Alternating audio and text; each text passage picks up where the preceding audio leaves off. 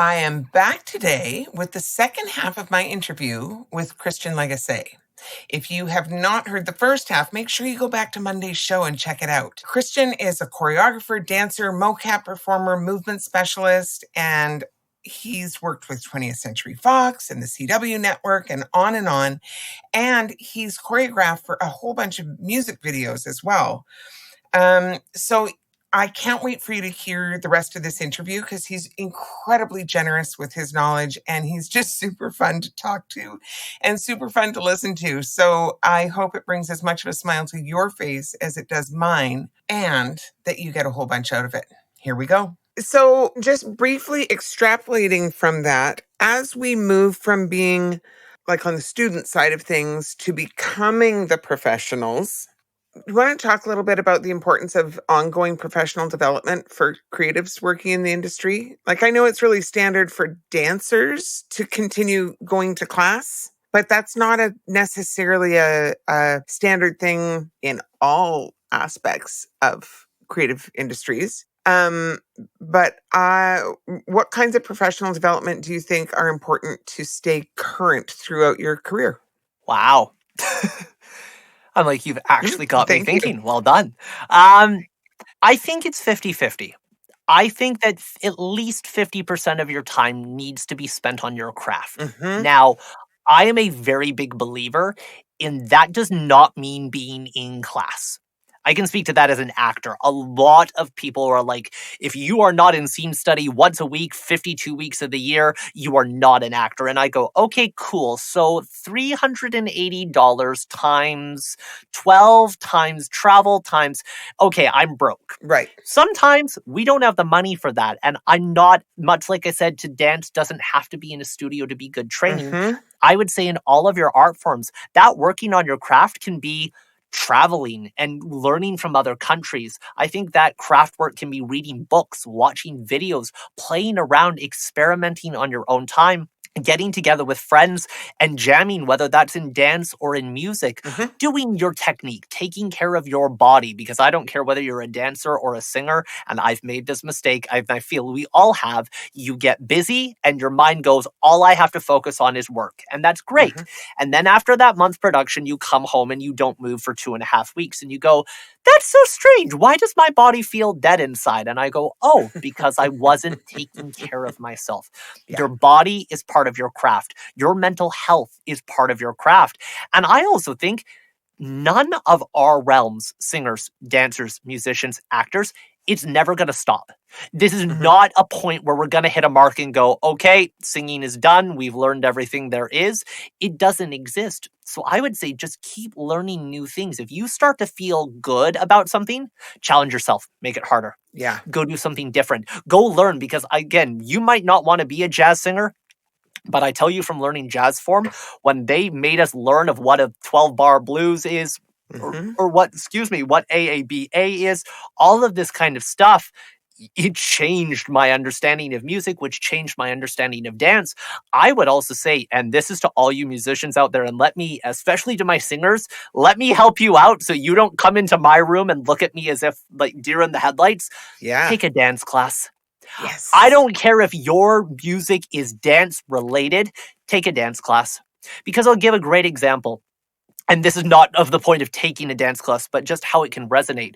Serena Sun is an incredible local artist who is actually just in the process of leaving the country, and I'm so sad. But also, we're going to go work on music videos in Europe, and it's going to be great. I had done a music video with her before, and it was this badass female empowerment directed by the incredible Tamara J. Black. And a lot of that video, we built some like dance moves, but a lot of it was like how to be confident, because she had this powerhouse song talking about a traumatic experience that she had faced in university with a male. And it was incredible. Of like, a lot of our sessions were just me giving her a jacket and saying, chuck it out a window and just dance across the room and live in your power, as much as it was creating of like how to be small and how to feel vulnerable and how to bring your physicality to portray that story. So when we came to her second video, which we just did and was just released, directed by Hannah Yang, and it was called Homecoming. And when they brought me onto the project, they're like, Christian, there's not really dance involved in this. And I went, that's fine. But they went, we want you on as a movement director because this whole thing is no speaking. It's all to her music. Some of it she'll lip sync, some of it she won't. But we want to be able to showcase her feelings from how she touched a watering can, how she leaned into a plant, the way her shoulders would shrug in an image. And a lot of you are probably listening going, well, yeah, that's all stuff I do on the daily. I challenge you now at home, shrug your shoulders. Shoulders? Wow. Shrug your shoulders and make it feel in a way that you're like, well, I don't really know what I'm going to do. And watch yourself in the mirror and tell me if that looks or feels natural. Because I'm betting for most of us watching at home right now or listening at home, you're going to go, how do I shrug my shoulders? This is the stuff that dance does. I'm not saying take a dance class to be a dancer.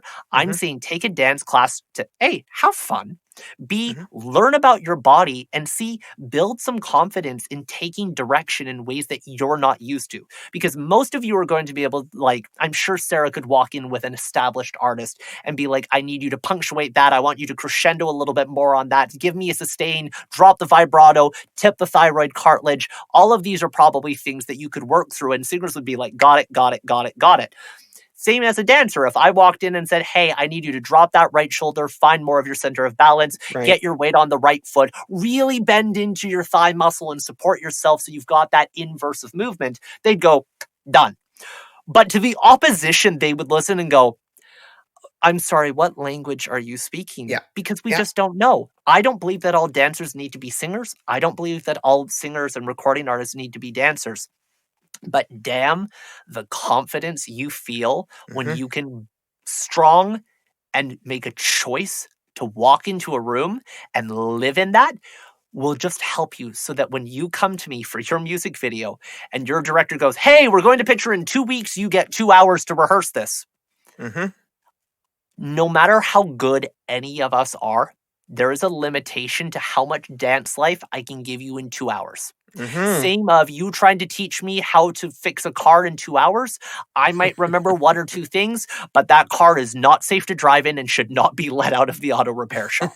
So really just learn. And the other half of that is just live, experience, travel, go have that food you want. When we're talking about the other part of the creative craft or that training, be a human. Because I'm sorry, if you were just an artist, it gets really old really fast.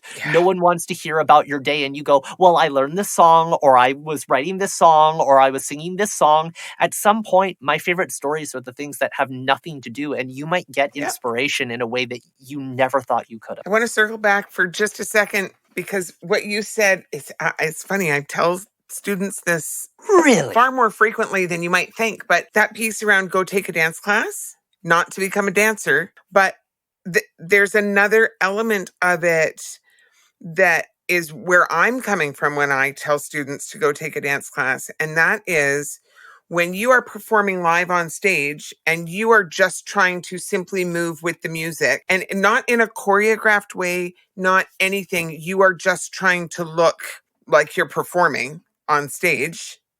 You look, I mean, sometimes you look incredibly awkward because you don't have any really good sense of like rhythm in your body. You sing beautifully and it is not lacking in your voice, but it is lacking in your body.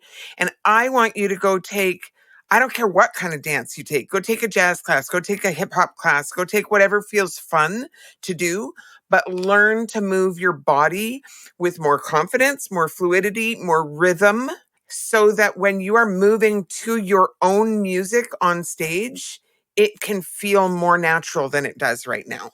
Please and thank you. And it's beautifully said. And this is every genre. I'm sorry. Maybe, and Sarah, you probably have a much better like database in your head of musicians and artists. I could not think of an artist right now that has not featured dance in some aspect of a Yeah. video somewhere. I don't care whether you're thinking of like Janet and Paula and Prince and Michael. I don't care if you're thinking of like the Bee Gees back in the day, or even going to artists like Billie Eilish, Phineas, SZA, like all these artists. There is dance in some aspect. Now, you know Mhm. what? Maybe you spite dance. Maybe you had a traumatic experience with a ballroom teacher as a kid. Right there.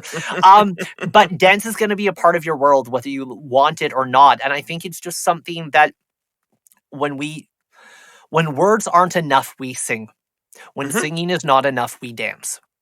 That's always been the progression, and it's a progression that comes from musical theater. When I can no longer describe to you how I'm feeling, I sing to you. And when singing is not getting those feelings across, I'm going to do a cheesy tap dance number in the middle of 42nd Street. Whatever it might be. Sorry, not to call out 42nd Street. What? But that's it. Is just learn how to move. And I would say the same to any dancers on the Yep. call. Learn how to sing.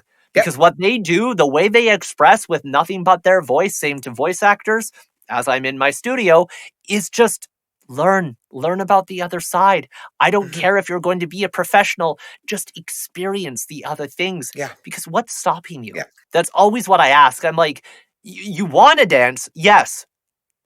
Then dance. Yep. And I know that's really simple. And for some people, they're like, but dance class, I get it. We were all that baby at some point. And especially if you're starting this older, I get it. It is terrifying to walk into a room. We feel the same. Walking into a room of singers right now, like, as I said, I grew up a trained singer with Peter Jorgensen, Sanders Whitting, Elaine Mhm. Lindbergh, incredible vocal coaches. But if you put me solo on the spot to sing right now, even I might be a little, it's been a moment, even though I have the microphone here. Just Yeah. learn, try new things. It's okay. You will survive. Yeah. And if you don't, blame Sarah, not me. I even tell students, if you're too scared to go take a proper dance class, go take a Zumba class. Like, that's just a very accessible community level. Nobody's looking at you. It's a dance-based exercise class. So at least it's like the start. And I know that is different in every way than a proper dance class. But if you are starting from zero and you're too afraid to walk into an actual dance class, it's not a terrible like bridge to start feeling that experience to get to the point where you can walk into an actual dance class. And honestly, I'm going to call out Zumba. Y'all have better cardio than any dancer I've ever met. I did Yeah. one Zumba class in my life and wanted to die. Yeah. Now, great teachers, my God. And you Yeah. know what? A lot of those moves are transferable. We might not Mhm. repeat the same steps for 5 minutes to a 1990s Yeah. Latin dance song that's been remixed by Pitbull, but, Yeah. we still have a good time. Can you talk a bit about your process when you are choreographing for an artist? Like from start to finish, from artist inquiry, how do artists even put out the call to find choreographers, to finished video or live show? Walk us through the process you go through with that artist and your creative process to bring their vision to life. Wow. Okay. Mhm. So I'm going to put an asterisk right on the top of Okay, this. great. There is, at least in my artist, and maybe I'm just lucky with the coolest artist on earth, there is no one way that this goes. There Right. are general pathways, but I have been approached and the process has been different in every single video. To this day, I think I've done about 15 music videos. I want to say 15 to 16, and every single one has its unique things. And for me, that's really fun Mhm. because my job is never the same. I'm talking to my assistant right now of trying to create like a guide to choreographing. And Mhm. she's like, and which project do you want me to base it on? I go, that's a great question. So usually when I get inquired, if the artist is a friend of mine, they're usually reaching out direct because they know of my work. Most of the time, the artist isn't coming to me, it's the director or the producer. So, Mhm. what happens most naturally is that an artist will start up a music video. Usually, it's some friend of theirs, or if they have a record label, they've been referred to a director. Mhm. So, that director will come in and they sit down, they have concepts and production meetings and concept and visual meetings, and they really sit down and go, okay, this is the song. This is what the story is. What do you see for visuals? What do I see? Because between them, it's a collaboration. Because sometimes the artists know exactly top to tail of what they want their video to look like. Other times, I know artists that have kind of gone to the director and gone, I created my baby. You take my baby and create it in a very cool visual sense. Mm-hmm. Okay, cool. So they work through this, and at some point in the process, they figure out, okay, there's dance or there's movement involved. Now, and this is an unfortunate fact, there's a lot of music videos out there that don't utilize choreographers because they're like, yeah, but there's not really dancing. It's just performance. That is when, and I'm going to say this to all of you, movement director. A movement director's job, and this has actually no legal terms. It's never actually been written down. When you talk to most like unions or different places, they don't even know what a movement director does. My description of a movement director is someone who's coming in and building movement that is not set or confined to beats of music. So like when you think of Okay. choreography, I'm building on like a 1E and a 2E and a 3 and a 4 and a 5. Tick tick ga ta sa ta ga. Movement directors for me has been building how a creature in a music video, why would they walk that way? How would they walk? How would they Mm-hmm. connect? It's also been taking rap artists who are like, dude, I'm not fucking doing dance, but I want like a move. Like I want to move. And this guy kept going to me. He's like, I just like my hands like this. And I'm like, well, your song says what's wrong with her. And I'm like, ha. And I just gave him that move. And then he Mm-hmm. went to Cologne. He's like, dude, I've got an idea. And now I can have something. In Serena's case, it was, how do we make this movement of her planting plants, watering them, unpacking her bags, look more realistic, or in the inverse, look a little bit more fantasy, look a Yeah. little bit more fairy? For some people, it's teaching them how to walk, how to groove, so that when they do their performance track, they, as you said, don't look awkward or Mm-hmm. stiff. Sorah is a great example. Sorah's an absolute dear friend of mine. Her video Heartbreak from Home just got released about a month ago as well. And a lot of my work with her was just getting her in touch with her femininity, her power, because she was talking of a story about literally learning how to accept herself. And in spite of her upbringing or her culture or whatever she was facing, it was about being okay to feel powerful and building that movement progression so that she looked as honest in the broken and heartbroken and kind of cold and desaturated and sad and small as she did in the fiery red powerful Yeah. woman that she became. So directors, if they're good, they're going to sit there and go, okay, great. We need a choreographer. We need a movement director. And again, I'm very lucky that I have quite a wide network. So even if they don't know me, they're usually going to their friends and going, hey, who do you know who does this type of work? Or they're coming to me directly. Or sometimes it's been on Facebook and there's been a call of like, hey, we need dancers in this video. I think I also need a choreographer, so maybe one of my dancers feels good to choreograph the video. Other times, I've seen a dance call on Facebook and I've reached out to the director and gone, hey, do you have a choreographer? And they go, what's that? And I went, so that's my job. Thank you so much for the opportunity. I will now be on your film set. So I get brought in, and this is where it starts to get really, really entertaining.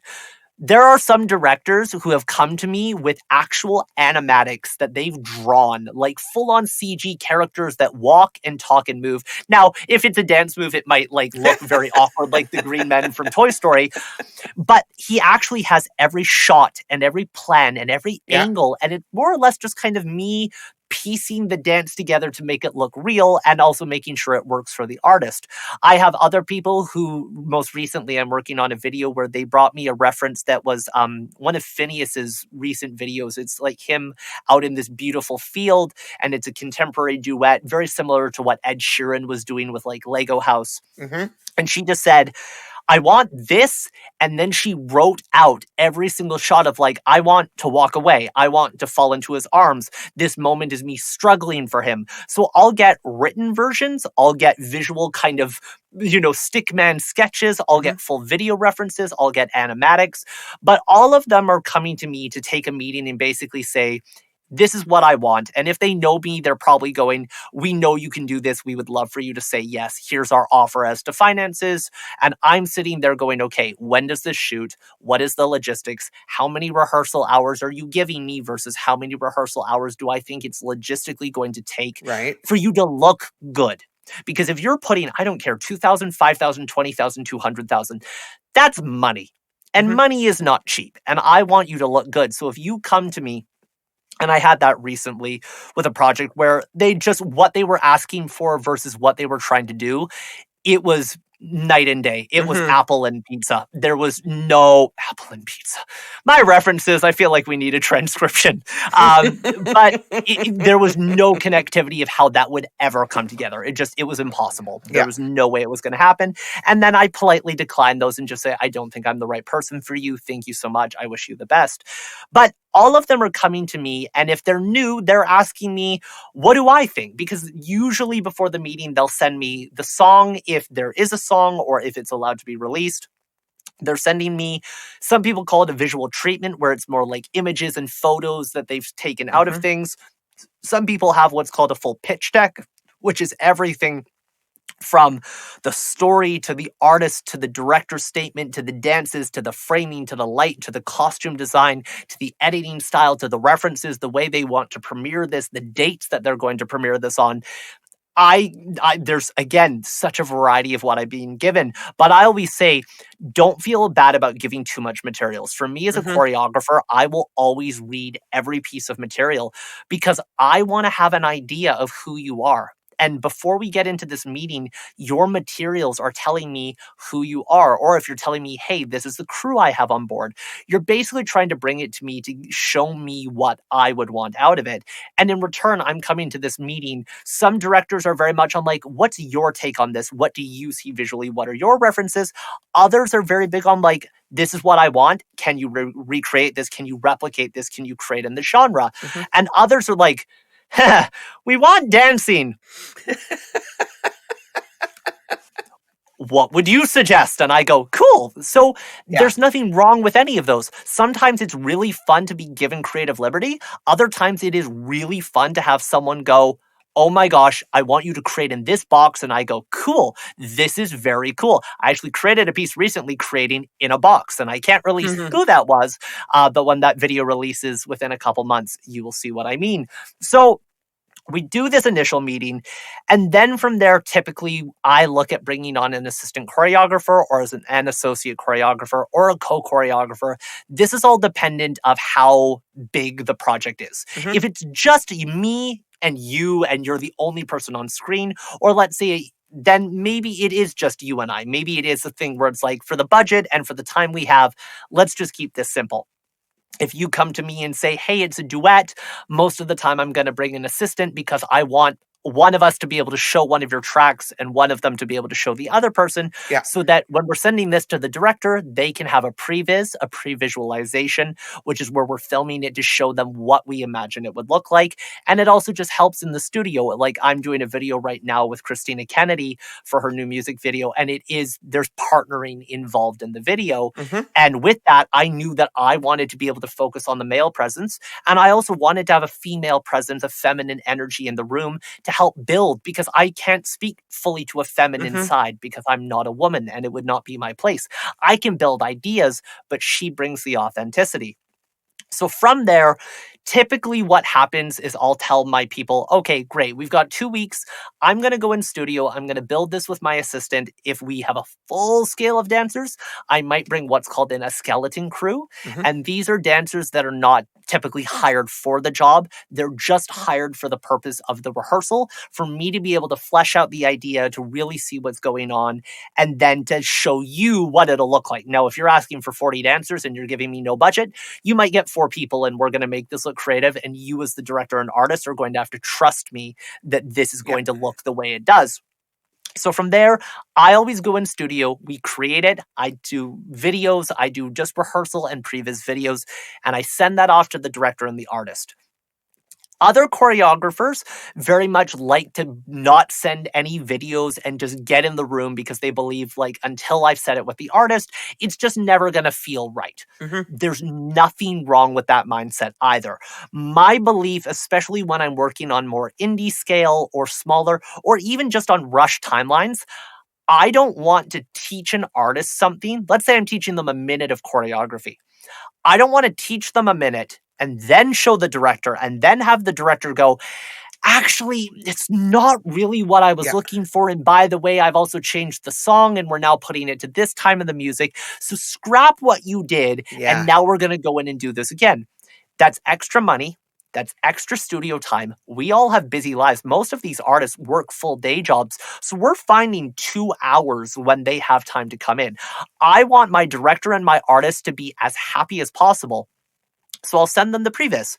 Most of the time, I am very grateful for the trust of my people. They come back and go, oh my gosh, that's exactly what I wanted. I have a couple modifications. We might change this angle. I might have to move this because I know on our set that there's a bush there that I just don't want to see, or a park sign, or a stop sign that I just don't want to feature in my video. And we'll make those little adjustments when they come in studio. Then from there, we'll do a rehearsal with the artist. Some videos, for example, I'll rehearse the artist alone if I feel that they maybe need a little confidence building, or maybe they just like to be someone who can ask a lot of questions. Or truthfully, and I don't mean this as a problem, if I get an artist who is like me, OCD, nitpicky, will refine every detail, I don't want that in front of my dancers. I want to honor the time and give you the commitment it'll take to make you happy, and then we'll bring in the dancers. Or sometimes it just makes more sense because it's going to take me 3 hours to teach them, and I can't teach them and you at the same time, and I don't like wasting people's time. So we'll work together, we'll work separate, and then on the final rehearsal, I'll always invite in my director. And the other thing that we try to always do is we get the cinematographer, and if there's a steady cam operator, which are those crazy guys who kill their bodies and themselves for their field, they hold a 50 to 70 pound camera on them on a full metal rig strapped to a backpack on their chest, and they walk around in a crouched, squatted position for 6-7 hours. They are the beasts of our industry. And the reason I like to bring them in... Yeah, honestly, I'm like, I really hope y'all are getting paid well for what you do. Yeah. Because your career is going to be done at 40. So the reason I like to bring my camera team and my Steadicam op in is that it gives us all a chance to start playing with framing so that they can go in. Because there's been times where a cinematographer's gone, I love what you did, I can't shoot that. With the lenses we have, or with the camera we have, or there's a pole there that we're just not going to be able to get around. So it gives us all, again, the best possible outcome walking into the set day so that we're not guessing things on the day. I've had projects, there's Mr. James is Dead, directed by Josh Aries and Daniel Irving, was a Crazy Eights film I did years ago. We shot that dance scene probably 5 times before we ever got to set. So by the time we got to set, it was like a puzzle that we knew every piece, and we knew that every transition, every moment, every angle was perfect so that we could just go in on the day and enjoy. Everyone is different in this. So we finished that. Throughout the process, we might have some extra meetings. If some artists need extra dance classes, I might run a dance class. I might tell them, hey, my friend Emma Willie, she's an incredible heels, sexy hip-hop choreographer.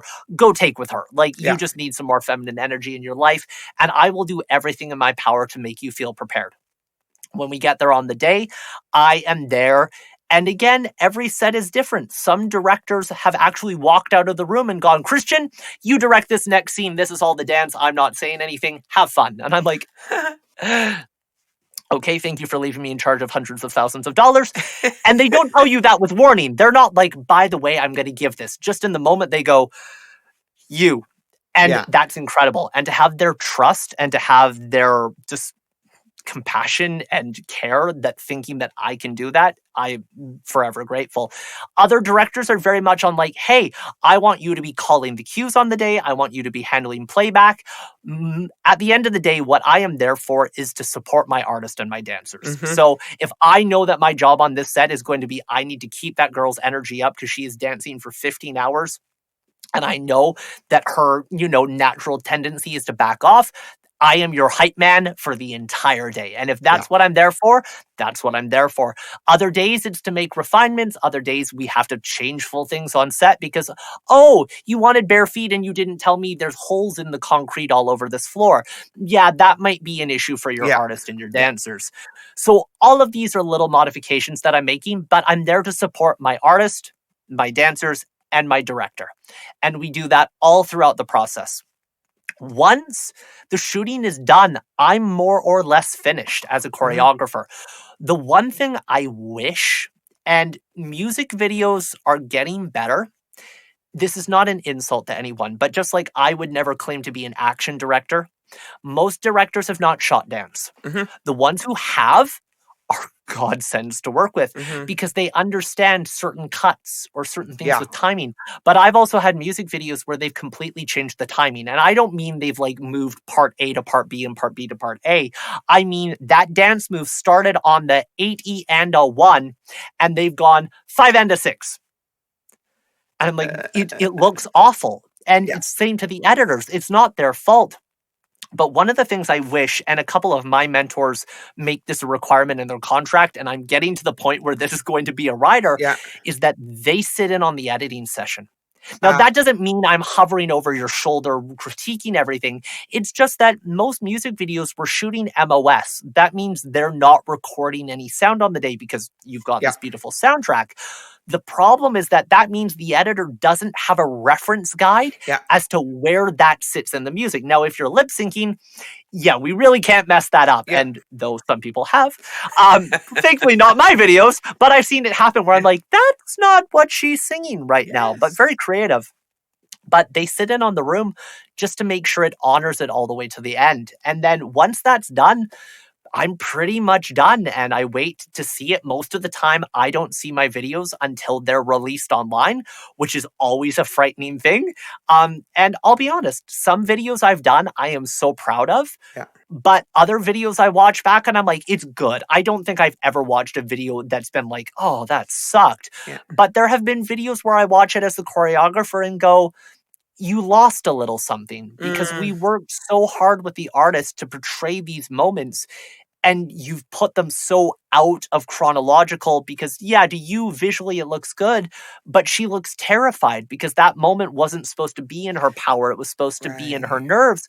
Or just like this dancing looks like you might as well not have a music track because it's not sitting in the music. And I would say the same, like if you were on stage and your drummer was having a heyday and turning this into a double time swing, you'd all look at him and go, what the hell, dude? Because, well, what? It's drumming. It's still on beat, but it changes the story. It changes 100%. The emotion. It changes the feel of this.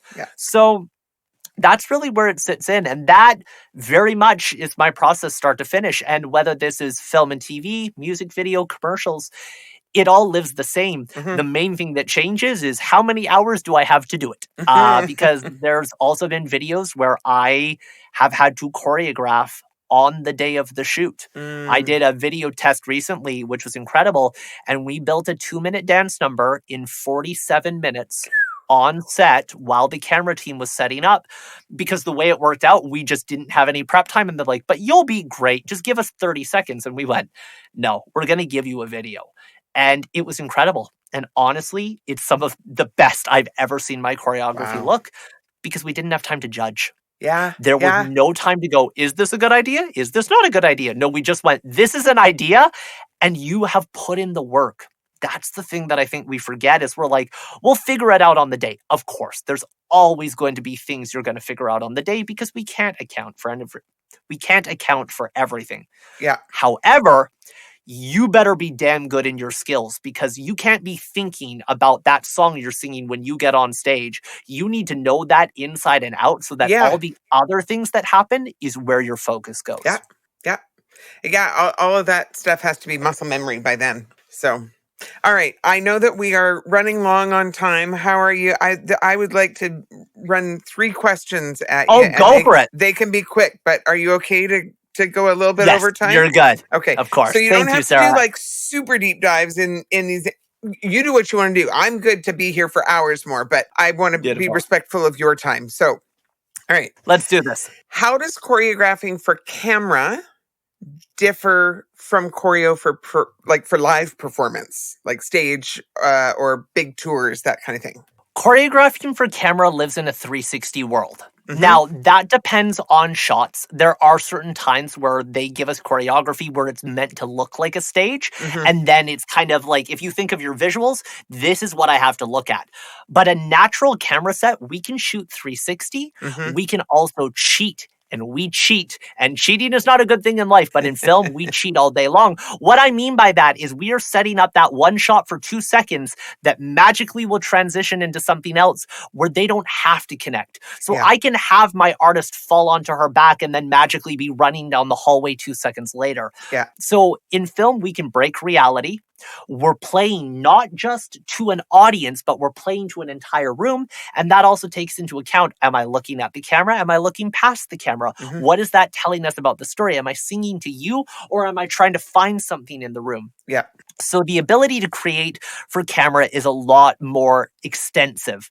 We also don't have to worry about your breath control because you're not singing live. So the Yeah. things that I can do for camera are a lot more physically intense where we probably wouldn't get away with something that physically exerting. I think also there's just a lot of worlds where you can be by yourself. You can have the dancers in it. And this can go back and forth. The ability to tell stories is so different. And I think it's also just knowing that on stage, I'm looking at you as a full body. In camera, I have the ability for you to only look at my hand and watch Yeah. as I'm doing something. So we can be a lot more selective with the story. When it comes to live stage, I have to take into account the fact that we've got cables on the stage. We've got a limited amount of room. Are you holding a microphone? Because that Yep. is also going to adapt. Do I have to make you live at a mic? Can we move around? Do you want to interact with your audience? Do you want to interact with your band members?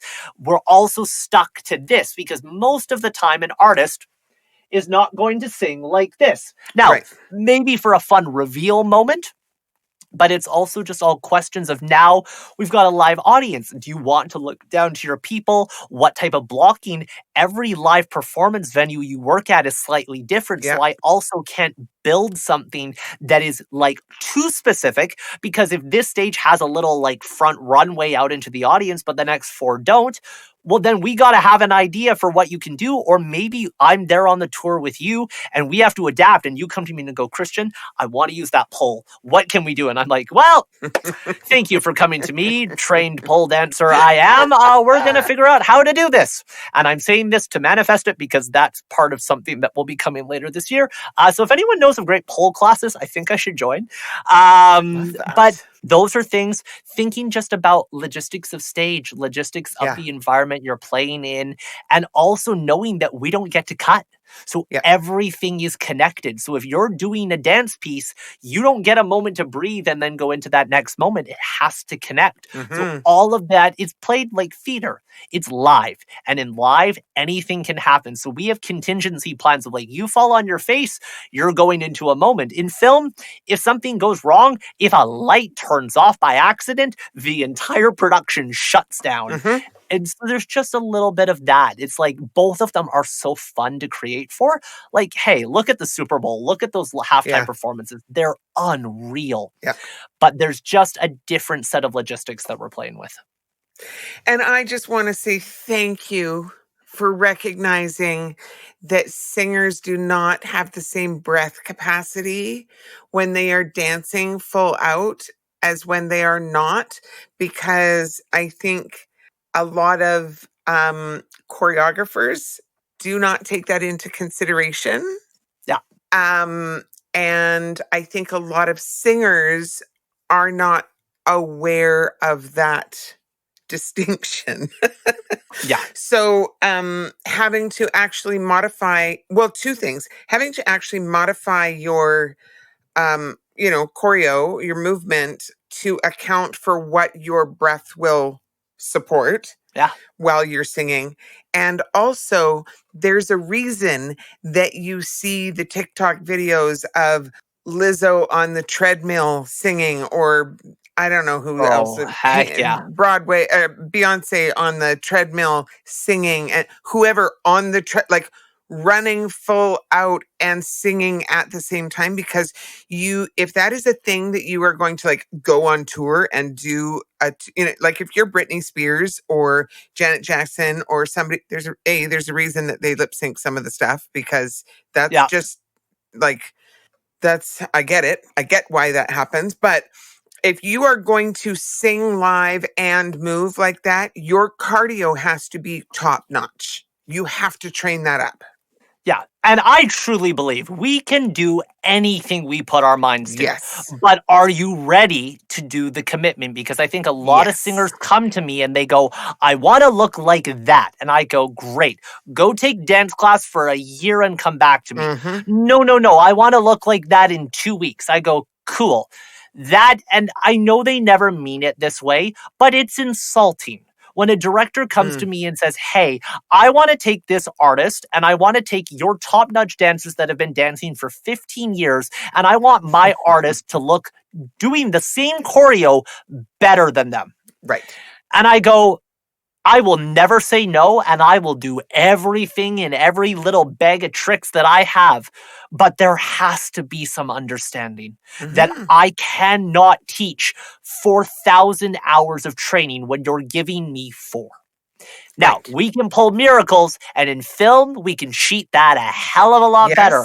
But if you're going to stage, you have to have some realism. Or you come to me and go, I want to strut across the stage, but my heels are 12 inches. And I'm like, cool.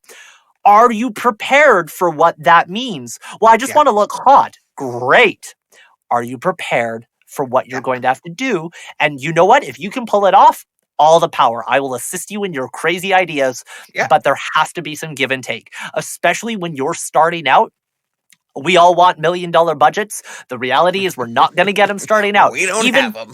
We don't. Vancouver, for music videos, we're kind of limited on music video support. It's getting better, but have some realism when you're coming in. And if I can say one more thing, and this is a total sidestep, if you're going to pay people and you want dancers, please, oh God, realize that when you ask them to work for free, that's like asking you to perform for free at a concert. Right. These people are doing rehearsal hours. They're doing your shoot days. And I don't consider any project a freebie. Freebie doesn't exist. I'm either making money or losing money, because I am losing money by the time I'm taking off, by the jobs I'm giving up, by the food, the clothing that you're probably asking me to bring myself. So if you can, get a little bit of a budget, just even if it's $50, if it's $100, if it's $150, just something to honor these artists, because that's what we need to do. We need to support each other as artists in the city. Absolutely. Absolutely. When you are going to work with a singer or band to choreograph their project, either for video or for stage, what do you wish they knew ahead of time that would make the whole project more successful or run more smoothly? I think some artists are so, and this is not just artists, I'm going to call out directors too. I think some people are so scared that because they don't know dance, that they're not allowed to say anything.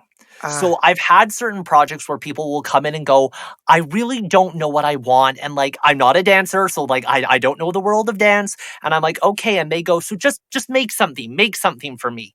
And anytime someone says, just do something, I get very stressed out. Now, I have lucked out that because of the music, most of the time, I'm pretty good at getting an idea of what I think your song needs. But there's also been times where people have come back and been like, well, that's not what I wanted. And I go, and then they send me, all of a sudden, they've got these reference videos and these songs and these ideas and these artists.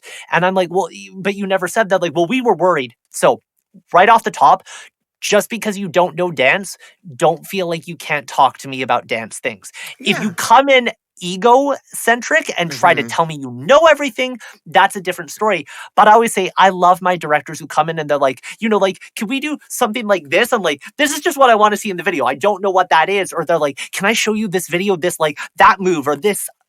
I love those discussions. You don't have to be a dancer to talk dance. You just have to be willing to be open and kind and explore with me. That's one of the main things I think the other thing I would just say, And I before wish. you move Oh, on, I just want to say to you that I've had music producers on the show. I've had a video director on the show. I've had like people who are not not the musical artists, but the peripheral people to that. And that sentiment has been echoed by every single one of them. The need to come in with your like idea files. Basically, give me your reference pieces, the artists that you like, or the videos that you like, or the I like the sound, you know, if it's a producer, the sound of the guitar in this song, or for a director, I like the way this shot is lit in this video, or whatever it is, obviously to the medium, but that is a consistent thing that everybody says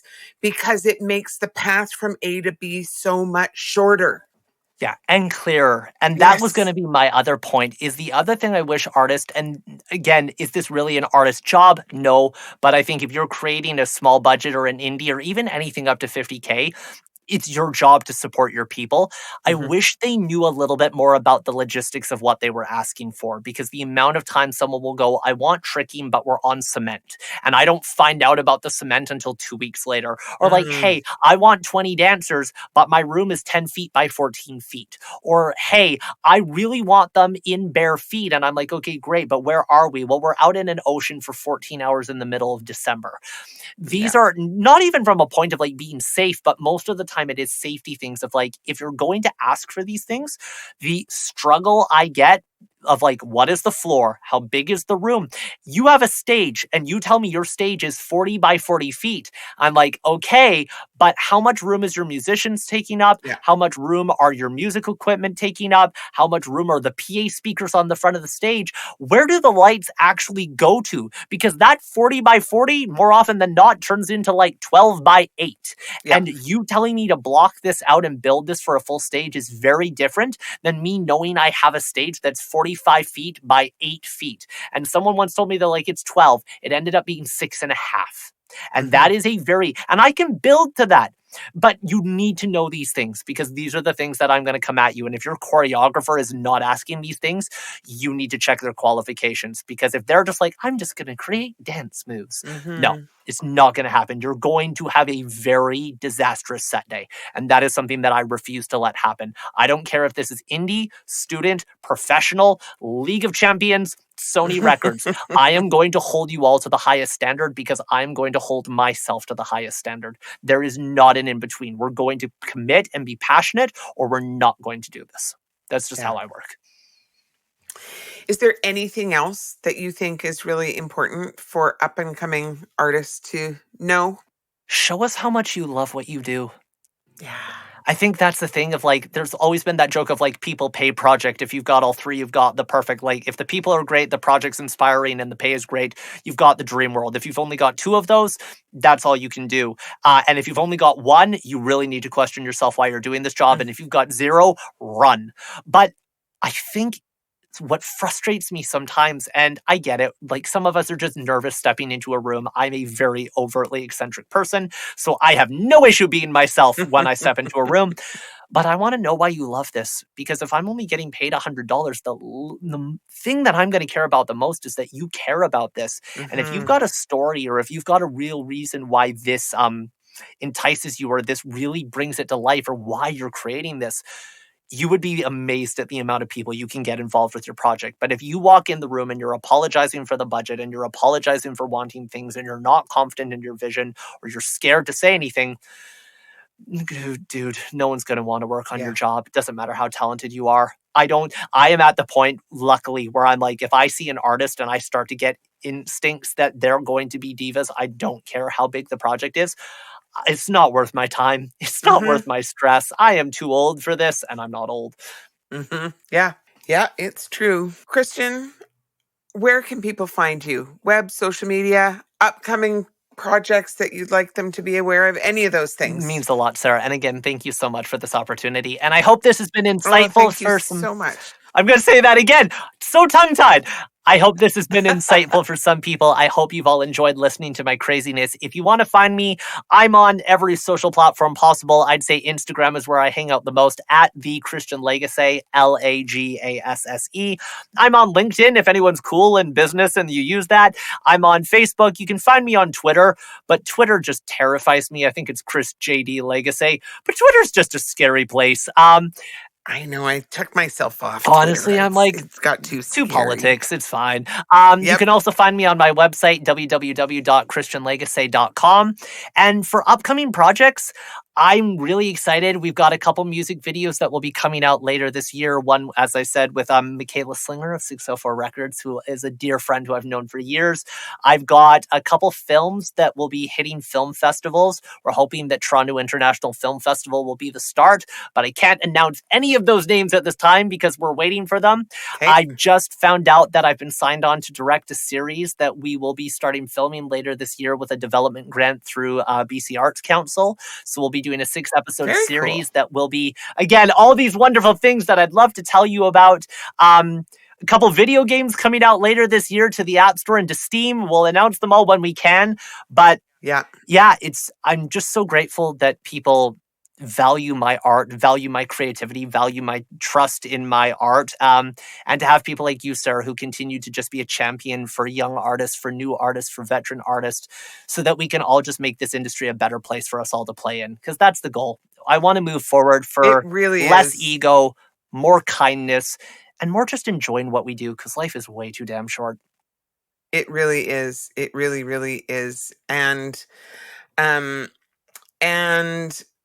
I know that my audience is mostly musicians, but I'm going to invite you, just in case any of them are also um, dancers, I'm going to invite you to also give the listings for platform, because that is I know that, speaking of supporting the next up and coming generation of artists, I know that is near and dear to your heart too. Thank you. So if you want to check us out on Instagram, there's a company called The Original Platform, all one word. Platform on Camera is an incredible company, an industry entertainment mentorship program that's called The Collective that runs through Platform. But Platform on Camera was created by the incredible Brianna English, and I am now a co-director of the company. We are all about showing young dancers, young artists, how to enter the film and television industry, not just as dancers, but as creatives. So as actors and singers and anything else in the creative industry that you might not have thought was part of your realm, but because of your background as a dancer or a movement specialist, you don't know how far this can go. And our program aims to just showcase, create, network, build industry opportunities through feature films, TV shows, pilots, music videos. We've just started accepting our term 3 candidates, which we will be starting in September for our mentorship program. But being able to give back to these young artists and see them flourish and become booking actors, booking dancers with top talent agents across Canada, moving to LA, doing cruise ship contracts, music videos, live tours, entertainment, films, and so many other amazing things, as well as premiering outfits at the Yellow Jackets premiere in LA. There's been so many incredible things that we've been doing. So please check us out. Shout out to Brianna English for being the person who is the champion of that. Always feel free to reach out. And hey, if you need choreography, you need movement direction for a video, or you just want to know how to dance or move a little bit more to build your confidence for your future careers, always feel free to reach out. Well, thank you so much for joining me today, Christian. I feel like we could sit here and talk for hours and hours and we hours. could. Very easily. Because we could. But I really appreciate your time today and your generosity with all of your knowledge. And I know that you are just also really committed to helping pave the way for up and coming artists. So I appreciate you and your time, and plus I just love hanging out with you. You too, my friend. Thank you so much. We're going to run here. You've listened to us for long enough. I've got to run to a production meeting that I'm going to get yelled at for missing right now. The work never ends. But okay. Sarah, everyone, thank you so much. And as